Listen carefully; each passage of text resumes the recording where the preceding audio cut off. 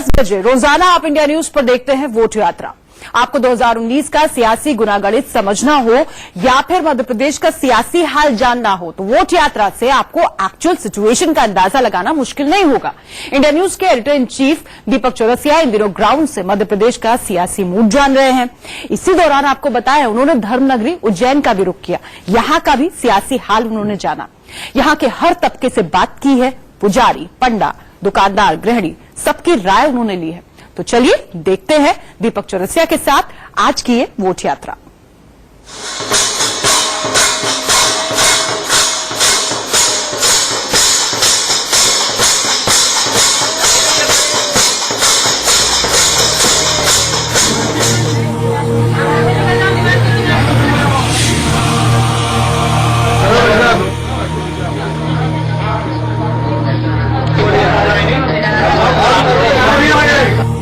Vote यात्रा की शुरुआत करते हैं उज्जैन से। और उज्जैन आए और महाकाल धाम ना आए तो ऐसा कैसे हो सकता है। मैंने महाकाल में पूजा अर्चना की, हमारे दर्शकों के कल्याण के लिए, देश के कल्याण के लिए, परिवार के कल्याण के लिए, और मनोकामना मांगी है कि सभी स्वस्थ रहें, सभी दीर्घायु रहें। मेरे साथ पंडित आशीष शुक्ला जी हैं। आशीष जी, मैं आपसे जानना चाहता हूं कि ये बताइए कि महाकाल मंदिर को लेकर राजनीतिक लोगों के मन में क्या मनोकामना रहती है और क्या मांगते हैं वो, क्या खासकर चुनाव के वक्त। देखिए, ये कालों का काल महाकाल है। यहाँ पर सभी पार्टी के और सभी धर्म के लोग यहाँ पर बाबा के दरबार में आते हैं, क्योंकि ये मृत्युंजय का देवता भी और आकाशे तारका लिंगम पाताले अटकेश्वरम मृत्युलोके महाकालम त्रयलिंगम नमोस्तुते और मृत्युलोक का स्वामी बताया गया है। इसलिए राजनीतिक दल के जितने भी लोग यहाँ पर आते हैं, यहाँ पर विशेष प्रकार की पूजन अर्चन कराते हैं कि जिससे वो विजय की प्राप्ति करे और उनके जो शत्रु है, विपक्ष दल है, वो पराजित हो। इसके लिए यहाँ पर समय समय पर अलग अलग तरह की पूजाएं होती है जो राजनीतिक दल यहाँ पर आकर कराते हैं।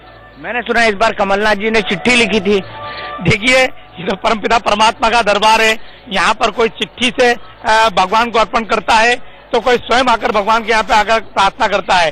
भगवान महाकाल जो सर्वोपरि सभी देवी देवताओं के आराध्य हैं, इसलिए यहाँ पे सभी संप्रदाय के, सभी राजनीतिक के दल लोग आकर बाबा महाकाल के यहाँ पर आकर प्रार्थना करते हैं। मैंने सुना कि चिट्ठी में उन्होंने लिखा था कि इस बार शिवराज सरकार को उखाड़ फेंको। ये देखिए, उनकी वो गुप्त चिट्ठी भगवान के लिए थी, वो भगवान को उन्होंने अर्पण कर दी है। मैंने नहीं देखी कि उन्होंने उस चिट्ठी के अंदर क्या लिखा था। साथ ही साथ शिवराज ने अपनी जन आशीर्वाद यात्रा भी यहीं से शुरू करी। जी हाँ, मध्य प्रदेश के जितने भी राजनीतिक दृष्टि से देखे जाए दिग्गज नेता हैं, कमलनाथ जी है, दिग्विजय सिंह जी, ज्योतिरादित्य सिंधिया जी, शिवराज सिंह चौहान है, नरेंद्र सिंह तोमर है, नरोत्तम मिश्रा, ये जितने भी बड़े नेता हैं, कैलाश विजयवर्गीय जी हैं, ये कोई भी कार्य चालू करते हैं तो वो बाबा महाकाल के दरबार से ही चालू करते हैं। ऐसी इनकी भावना है कि परमपिता परमात्मा के दरबार से किया गया कार्य खाली नहीं जाएगा। और मुझे आप एक बात ये बताइए कि मोदी या राहुल, आपको क्या लगता है? देखिए, परम वही है, वही जो राम ऋषि रागा, जो परमपिता परमात्मा रचेगा वही होगा। इसके बारे में मैं कुछ नहीं कह सकता। लेकिन आपकी भी तो व्यक्तिगत प्रेफरेंस होगी कुछ? नहीं, हम इस मंदिर के अंदर है, हमारी यही कि जो राष्ट्र का कल्याण करे वो देश पर राज्य करे। जो राष्ट्र का कल्याण करे वह देश पर राज्य करे, यही मंत्र लेकर महाकाल लोगों को आशीर्वाद देते हैं। पंडित जी, किस चीज का धागा बांधते हैं? जी, ये रक्षा सूत्र है, रक्षा के लिए बांधा जाता है, सुरक्षा के लिए बांधा जाता है। ये तो रक्षा सूत्र तो ये बंधवा रहे, मुझे बताइए कि कौन कौन से नेता यहाँ पर आकर रक्षा सूत्र बंधवा कर गए आप? इसमें पॉलिटिक्स में तो अधिकतर पॉलिटिशियन, एक्टर वगैरह सभी लोग यहाँ पे आते हैं, रक्षा सूत्र बंधवाते हैं। ये उज्जैन की निशानी है। जितने भी लोग यहाँ पे आते हैं 90% लोग यहाँ से धागा बनवा के जाते ही हैं। अपनी मनोकामना पूरी होती है तो धागा बनवाते हैं और अपनी विजय प्राप्ति के लिए भी यहाँ से धागा बनाया जाता है। तो इस बार किस किस ने धागा बनवा लिया? शिवराज आए थे, कमलनाथ आए थे, कौन आए? पूरे श्रावण मास में वो अधिकतर टाइम हर सोमवार को यहाँ पे आए हैं। हर सोमवार को आए हैं। साधना सिंह जी जो उनकी पत्नी है, धर्म पत्नी, वो भी आए हैं धागा बनवाने के लिए। और अधिकतर पॉलिटिशियन वो भी यहाँ पे आते हैं। अधिकतर माहौल किसके पक्ष में आपको दिखाई दे रहा है? आपका व्यक्तिगत आकलन क्या कहता है?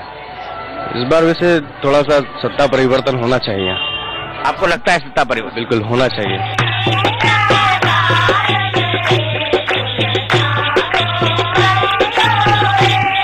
हमारे साथ है उज्जैन बार एसोसिएशन के पदाधिकारी ओम सारवान साहब। ओम साहब, चुनावी माहौल क्या कह रहा है इस वक्त यहाँ पर? चुनावी माहौल आज के समय में जो चुनावी माहौल है वो बहुत गर्मा गया है और बीजेपी ने जो ये एट्रोसिटी वाली जो राजनीति खेली है एजे के वाली, इसमें उन्होंने सपाक्स और अजाक्स दो ऐसे संगठन बना दिए हैं भारत में कि दो अलग अलग ग्रुप हो गए हैं। इससे गृह युद्ध की नौबत आ गई। आज अभी 5 दिन पहले उज्जैन में एक बहुत बड़ा प्रदर्शन हुआ था सपाक्स का, उसमें लाखों की संख्या में लोग उपस्थित थे। उससे लगता है कि कहीं ना कहीं मोदी जी इसमें फेल हुए हैं और मोदी जी को ये सब नहीं करना चाहिए। सुप्रीम कोर्ट देश की सर्वोच्च न्यायालय, बहुत बड़ी संस्था है, उसका जो निर्णय है वो सर्वमान्य होना चाहिए। तो क्या आपको लगता है कि आप मोदी के खिलाफ इस बार वोट डालेंगे? बिल्कुल निश्चित रूप से मैं मोदी के खिलाफ वोट डालूंगा। ऐसा क्यों, कारण आपका? मैं देश का जो माहौल आज की परिस्थितियों में आप देख रहे हैं कि उन्होंने देश को बांट दिया वर्गों में। जो सर्वोच्च न्यायालय का निर्णय था, पहले भी उस एक्ट के अंतर्गत वही कार्रवाई होती थी जो सर्वोच्च न्यायालय ने दी थी कि जांच होती थी, उसके बाद गिरफ्तारी होती थी। मोदी जी ने उसको चेंज किया, लेकिन जहां राम मंदिर की बात आती है वहां मोदी जी कुछ नहीं कहते, वहां चुप हो जाते हैं। जहां धारा 370 हटाने की बात आती है वहां चुप हो जाते हैं। तो यदि आप सर्वोच्च न्यायालय का निर्णय सर्वमान्य कर रहे हैं तो सभी चीजों के लिए एक जैसा होना चाहिए, ना कि एक एक्ट को उठा के उसमें संशोधन कर दो अध्यादेश लाके और दूसरे एक्ट जो है वो यथावत रहे।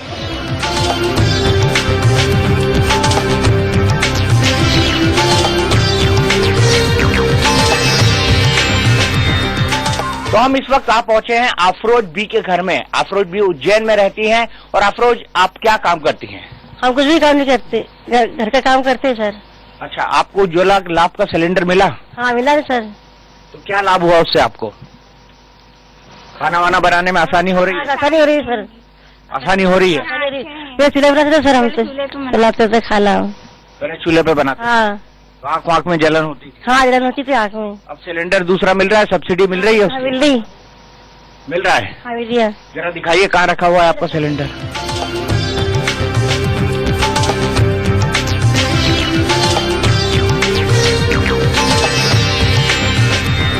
अफरोज भी, आप किसको धन्यवाद देना चाहेंगे इस सिलेंडर के लिए? प्रधानमंत्री को। प्रधानमंत्री को। आप वोट देंगे उनको इस बार? हाँ देंगे ना सर। आपको लाभ मिला है इसलिए आप खुश हैं? हाँ खुश हैं। तो क्या क्या बना लेते हैं इस पे आप? हाँ तो बन जाता है सर। सब बन जाता है? खा लेते हैं। अच्छा बताइए, कल 3 तलाक पर जो बिल आया है, ऑर्डिनेंस आया है, उस पे आपको लगता है मुस्लिम महिलाओं को बराबरी का हक मिल गया है? हाँ मिल गया सर। उसके लिए अब भी आप धन्यवाद देती है मोदी? हाँ धन्यवाद देते हैं मोदी जी। लेकिन कुछ मुसलमान लोग तो विरोध भी कर रहे हैं। नहीं कर रहा सर। कोई नहीं कर रहा? नहीं कर रहा कोई। चलिए, अच्छे नोट पर यहाँ की बात को खत्म करते हैं कि कोई भी परिवार इसका विरोध नहीं करेगा और यही उम्मीद अफरोज बी को है। लेकिन हकीकत ये भी है कि एक समाज जो है, एक धड़ा जो है मुस्लिम समाज का, वो इसका लगातार विरोध कर रहा है। लेकिन इस विरोध के राजनीतिक रंग क्या होंगे, ये हमको 2019 के चुनाव में देखने को मिलेगा। वोट यात्रा के इस पड़ाव में है हम उज्जैन में, और उज्जैन में इस वक्त है यहाँ की प्रसिद्ध सब्जी मंडी में। हम आपको बता दें कि ये इलाका सब्जियों के कारण जाना जाता है। अच्छा भैया, ये बताओ कि कितना प्रतिशत सब्जियों के दाम बढ़ गए? थोड़ा आगे आना पड़ेगा आपको। अभी तो बहुत नॉर्मल रेट है साहब सब्जियों के। भी कारण क्या है, इस बार उज्जैन में बारिश कम हुई है और जो बारिश से जो सब्जियां सड़ती है इस बार सड़ी नहीं है, और सब्जी के अभी तो रेट जो है बिल्कुल नॉर्मल है। अब मुझे बताइए टमाटर, जरा टमाटर हाथ में लेके दिखाइए। ये इसको कहते हैं देसी टमाटर। ये देसी टमाटर है और देसी टमाटर यहाँ की खासियत है। मुझे ये बताइए, देसी टमाटर किस रेट में बेच रहे हैं आप? 20 रुपए किलो। चुनाव सामने है, किसको वोट देने वाले हैं आप? ये तो बताना मुश्किल है साहब। ये बताना मुश्किल है। चलिए, आप बोल रहे धीरे से कांग्रेस को। कांग्रेस को क्यों? महंगाई बढ़ा है, परेशानी भी आ रही है। इधर ठेले भी नहीं लगाने दे रहे थे हमको, नगर निगम इसी परेशान कर रही थी। ठेले जब्ती कर दिए थे, हमारे ठेले माल समेत तोड़ दिए और माल के भुगतान भी कुछ नहीं करा हुआ। 50 ठेले जब्त करे जा रहे हैं नगर निगम ने। ऐसा नुकसान करा था हमारा फूड वालों का, सब्जी वालों का। ऐसा क्यों? यहाँ ये पिछले 50 वर्षों से यहाँ पे मंडी लग रही है और सन 99 में यहाँ से नगर निगम ने बाजार दूसरी जगह शिफ्ट करा है। वहाँ पे कुछ लोगों को दुकानें नहीं मिली है। जिन लोगों को दुकानें नहीं मिली वो यहाँ अपना यहाँ व्यापार करते हैं। तो व्यापार करते हैं, समय समय पे हमको नगर निगम यहाँ से हटाती है, हम हट जाते हैं। पर हमारी मजबूरी, हम गरीब लोग आखिर चाहें का। देखिए, मैं आपको मालवी सब्जी की विशेषता दिखाता हूँ। आप देखिए यहाँ की सब्जियों को देखिए और सब्जियों का रंग का देखिए। ये आप देखिए, इसको तोरी कहते हैं दिल्ली के लैंग्वेज में, और यहाँ की भाषा में इसे कहा जाता है गिलकी। तो इसका रंग देख लीजिए, इसका रूप देख लीजिए। मुझे ये बताइए जरा आप कि किसका शासन अच्छा लगता है आपको, राहुल का, मोदी का, मोदी जी का? मोदी जी का। और शिवराज का? उनका अभी थोड़ा कम जम रहा है SC एक्ट की वजह से। तो SC/ST एक्ट ही एक रीजन है आपके नाराज होने का? आर्थिक आधार पर होना चाहिए। आप मुझे बताइए मध्य प्रदेश का राजनीतिक माहौल क्या कहता है?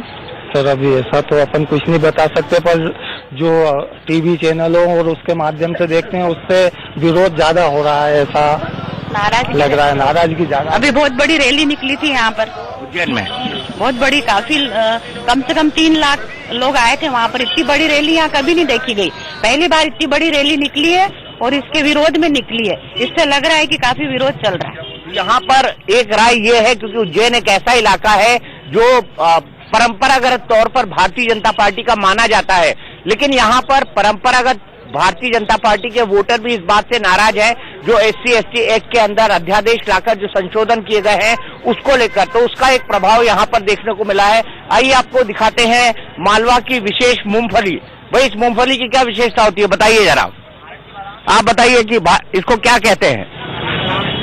ये भारतीय बादाम कहते हैं, भारतीय बादाम, और गरीबों के लिए काजू किशमिश किया जाता है इसे। तो यहाँ पर ये मंडी में बिकती है? हाँ, बहुत पैमाने में बिकती है ये। और ये सब्जी भाजी में भी यूज होती है? हाँ, सब सब्जी भाजी में भी यूज होती है ये। तो देखिए इसको कहते हैं भारतीय बादाम। कहाँ गए मेरे कैमरामैन शरद, दिखा रहे हैं मुझे। इसको भारतीय बादाम कहा जाता है और ये खाना यहाँ की एक परंपरा सी है। वोट यात्रा में मैं आपको ले आया हूँ यहाँ, लेकिन एक हाथ से इसको छीलना मुश्किल है, हल्की सी गीली है। गीली मूंगफली यहाँ पर खाई जाती है कुछ इस तरीके का, और स्वाद बिल्कुल अलग होता है। इसका स्वाद जो नॉर्मल मूंगफली आपको दिल्ली में मिलेगी, मुंबई में मिलेगी, उससे इसका स्वाद बिल्कुल अलग होगा, हल्की सी गीली होगी। लेकिन ये गीलापन राजनीतिक तौर पर कितना सूखापन पैदा कर रहा है भारतीय जनता पार्टी के लिए, वो उज्जैन की उस करणी सेना की रैली ने दिखा दिया जिसमें लगभग 2 से 3 लाख लोग आए थे। अब मैं यहाँ पर जान लेता हूँ मोदी या राहुल। आपने कहा मोदी या राहुल में से कौन? मोदी जी। कारण? मोदी जी का अच्छा है शासन, वो तो बस हमको यहाँ शिवराज जी से ही थोड़ी दिक्कत है, बाकी मोदी जी से कोई दिक्कत नहीं। मोदी जी से कोई दिक्कत नहीं।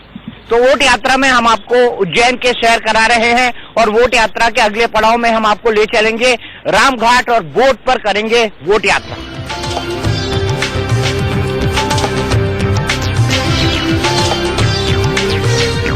तो मां क्षिप्रा के तट पर मौजूद है और अब हम कर रहे हैं बोट पर चर्चा। वोट यात्रा के इस पड़ाव में हम बोट पर चर्चा कर रहे हैं और बोट पर चर्चा का हमारा मकसद ये है कि धर्म नगरी, तीर्थ नगरी उज्जैन का विकास कैसा होना चाहिए, जहां पर सिंहस्थ 2016 जो हुआ वो किस तरीके का हुआ, उसके प्रशासन के इंतजाम कैसे रहे। साथ ही साथ हम ये भी जानने की कोशिश करेंगे कि अयोध्या में राम मंदिर पर उज्जैन के साधु संत क्या सोचते हैं, क्या करना चाहिए, क्या संसद के अंदर प्रस्ताव लाना चाहिए, और मोदी या फिर राहुल गांधी कौन किसकी पसंद है, इस पर भी बात होगी। महाराज जी, सबसे पहले आपसे जानना चाहता हूँ, क्या राम मंदिर बनना चाहिए? बिल्कुल बनना चाहिए, पूरे देश को नहीं, मैं समझता हूँ पूरे विश्व को राम मंदिर के निर्माण का इंतजार है और सबकी कम से कम भाजपा से अपेक्षा है। मोदी जी से उम्मीद थी कि मोदी जी आए हैं तो राम मंदिर बनेगा। उम्मीद थी क्यों बोल रहे हैं? उम्मीद थी इसलिए बोल रहे हैं क्योंकि पूरे 4 साल निकल चुके हैं और अब ये सेशन करीब खत्म होने जा रहा है, इसलिए ठीक कहा जा रहा है। मुझे ऐसा लगता है कि जिस प्रकार एट्रोसिटी एक्ट के लिए सुप्रीम कोर्ट की बात को भी दरकिनार करते हुए जिस प्रकार एक प्रस्ताव अभी लिया गया, एक नया कानून बनाया गया, ठीक इसी प्रकार से अगर ये स्टेप इसी तर्ज पर राम मंदिर के लिए ले लिया जाए तो मैं समझता हूँ कि उससे पूरा देश प्रसन्न हो जाएगा, पूरे हिंदू प्रसन्न हो जाएंगे और भाजपा पुनः स्थापित हो जाएगी। आपको क्या लगता है? अयोध्या मंदिर बनना चाहिए। सबकी उम्मीद थी कि मोदी जी आएंगे तो कुछ नया करेंगे, मगर वो उम्मीद पे खरे नहीं उतरे। भगवान श्री रामचंद्र जी के मार्गदर्शन पे मोदी जी ने जो है सत्ता का 4 साल परिपूर्ण किया है। अब मोदी जी को 4 साल परिपूर्ण करने के बाद तो राम मंदिर बनाना चाहिए, क्योंकि आज हमारे हिंदुओं की सबसे बड़ी ताकत, सबसे बड़ी इच्छा राम मंदिर बनने का एक महत्व इच्छा रखते हैं सभी हिंदू लोग। और राम मंदिर बने तो उससे सभी हिंदुओं को एक आत्मबल, विश्वास और एक हमारे धर्म संस्कृति की आस्था का एक नई ऊर्जा का फल प्राप्त होगा। अच्छा महाराज जी, ये बताइए सिंहस्थ 2016 में सरकार की तरफ से कितना अच्छा कार्य हुआ या संतुष्टिपूर्ण कार्य नहीं रहा? नहीं, नेचुरली इस बार सरकार ने जो भी प्रयास किए थे सिंहस्थ के लिए, मैं समझता हूँ कि इतिहास में, सिंहस्थ के इतिहास में पहली बार इतना एक बड़ा बजट सिंहस्थ की व्यवस्थाओं के लिए आया, करीब 5,000 करोड़ का बजट था और इतने सारे पुल क्षिप्रा पर बने थे इस बार, इतने सारे लंबे घाट बने, तो ये मैं समझता हूँ पहली बार हुए थे इतिहास में। काम बहुत हुए थे, कोई शक नहीं है। अब उसके बाद में थोड़े से दिक्कतें कहीं आ रही हैं, तो ये आ रही है कि उस समय के बाद में ये जो व्यवस्था है, जैसे घाटों की सफाई है, अन्य इसका ये मेंटेनेंस जो है वो ठीक से नहीं हो पा रहा है, ऐसा भी सामने जरूर आ रहा है। तो इस पर भी अगर प्रशासन पूरा ध्यान देता है तो और अच्छा होगा। अच्छा, मुझे ये बताइए, मोदी या राहुल? मोदी, सिर्फ मोदी। कारण ये है कि फिर भी मोदी का अल्टरनेट अभी कोई हमें नजर आता नहीं। राहुल क्या मोदी का अल्टरनेट नहीं है? नहीं हो सकता, अगले जन्म में भी नहीं हो सकता।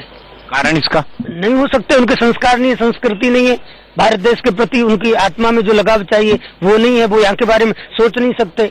वो तो शिव भक्त है। कैलाश मानसरोवर हो गया, भक्त है, कैलाश मानसरोवर पिकनिक मनाने कोई चला जाए उसको हम मानसरोवर यात्रा कहते हैं क्या? और करें तो करें, एक यात्रा कर लेने से, और वो भी यात्रा को हम नकल कहेंगे। कितनी उम्र होगी राहुल जी की, आज तक क्यों नहीं गए थे? अभी तो गए ना, मोदी जी तो वहाँ भी नहीं गए। पूरा का पूरा श्रेय जब धर्म को बनाने का या कहीं के धर्म का उपयोग करने का, जब ऐसा लगा कि भाजपा पूरा श्रेय ले रही है, तो राहुल जी ने कहा कि क्यों न अपन भी उस रास्ते पर आगे चलें, तो इसे तो हम नकल कहते हैं। तो नकल करने से कोई व्यक्ति सामने वाले के बराबर नहीं हो सकता। महाराज जी, आपकी क्या राय है, राहुल या मोदी? वैसे मोदी ने अच्छा कार्य किया है यहाँ पे, और काफी कुंभ में भी अच्छे काम हुए हैं, और घाट भी बहुत अच्छे बने, लंबे चौड़े। और इसका श्रेय तो शिवराज को जाना चाहिए। हाँ, तो है तो एक ही माया है तो माया है। और दूसरी बात यह कि शिवराज सिंह जी ने पूरा दिल खोल करके काम किया था, लेकिन पैसा केंद्र ने भी दिया। ऐसा नहीं है कि केवल प्रदेश सरकार के बजट से ये कुंभ हुआ था। आपको क्या लगता है महाराज जी, आपको क्या लगता है, मोदी या राहुल?